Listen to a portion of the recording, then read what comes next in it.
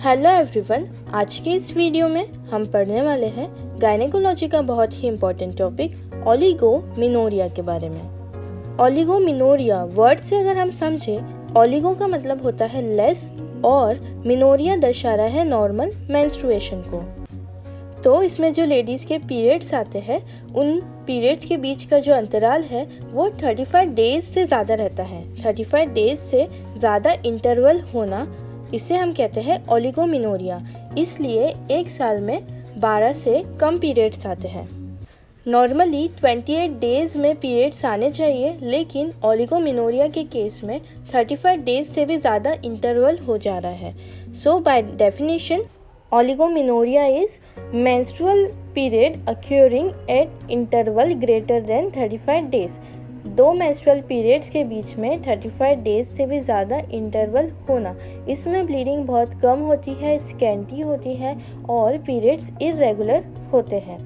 Now next हम बात करेंगे कॉजेज़ की, क्या क्या कारण हो सकते हैं ओलिगोमिनोरिया के लिए।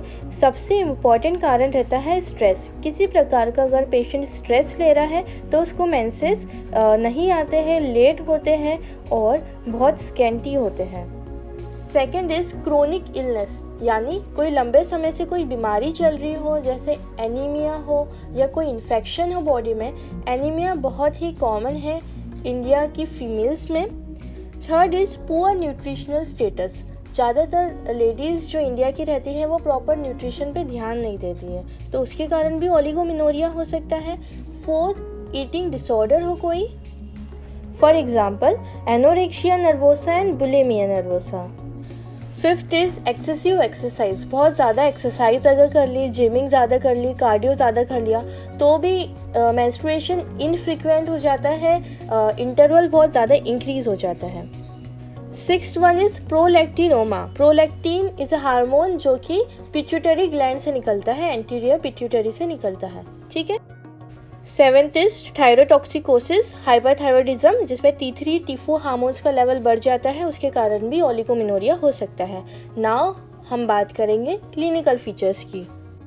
नंबर 1, जो मेंस्ट्रुअल पीरियड है उनके बीच का जो इंटरवल है वो 35 डेज से ज़्यादा है। So menstrual period at interval more than 35 days. Second is जो ब्लीडिंग हो रही है वो बहुत कम रहती है, बहुत स्कैंटी रहती है। उसके अगर कंपैरिजन में हम बात करें मिनोरेजिया और मेट्रोरेजिया के केसेस में, इन केसेस में ब्लीडिंग बहुत हैवी मिलती है, लेकिन ओलिगोमिनोरिया के केसेस में बहुत स्कैंटी ब्लीडिंग हो रही है और इरेगुलर है, 35 डेज से भी ज़्यादा अंतराल में आ रही है।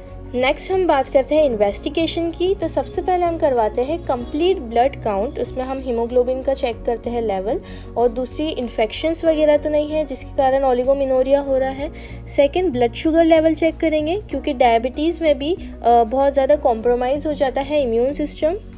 Next, very important, hormonal profile करवाते हैं, क्योंकि जो मेंस्ट्रुअल साइकिल को मेंटेन करने वाले हार्मोन्स है oestrogen, progesterone, FSH and LH। तो इस्ट्रोजन क्या करता है ना, वो एंडोमेट्रियम की लाइनिंग को मेंटेन करके रखता है। तो अगर उसका लेवल कम हो उसके कारण भी ओलिगोमिनोरिया हो सकता है। CT स्कैन करवाते हैं और USG की कुछ फाइब्रोड वगैरह या कोई एबनॉर्मलिटी तो नहीं है। हमने देखा था कॉजेज़ में सबसे इम्पॉर्टेंट कॉज था स्ट्रेस। बहुत ज़्यादा स्ट्रेस लेने से भी ओलिगोमिनोरिया हो सकता है, इसलिए हम पेशेंट को अवॉइड करने का बोलता है स्ट्रेस, इसलिए लाइफस्टाइल मॉडिफिकेशन। सेकंड, अगर न्यूट्रिशन में कोई डिफिशियंसी है तो उसे करेक्ट करने का बोलते हैं। अगर हैवी एक्सरसाइज के कारण हो रहा है तो हैवी एक्सरसाइज करने का मना करते हैं, यानी ट्रीटमेंट डिपेंड करता है कि कॉज क्या है, ठीक है। फोर्थ, प्रॉपर रेस्ट करने का बोलते हैं, ठीक है। और अगर हार्मोनल इम्बैलेंस की वजह से पीरियड्स नहीं आ रहे हैं तो ओरल कॉन्ट्रासेप्टिव पिल्स OCP हम प्रिस्क्राइब करते हैं। So this is all about oligomenorrhoea. I hope you understood the topic. If you like the video, don't forget to like, subscribe to my channel. I am Dr. Prachi and thank you so much for watching.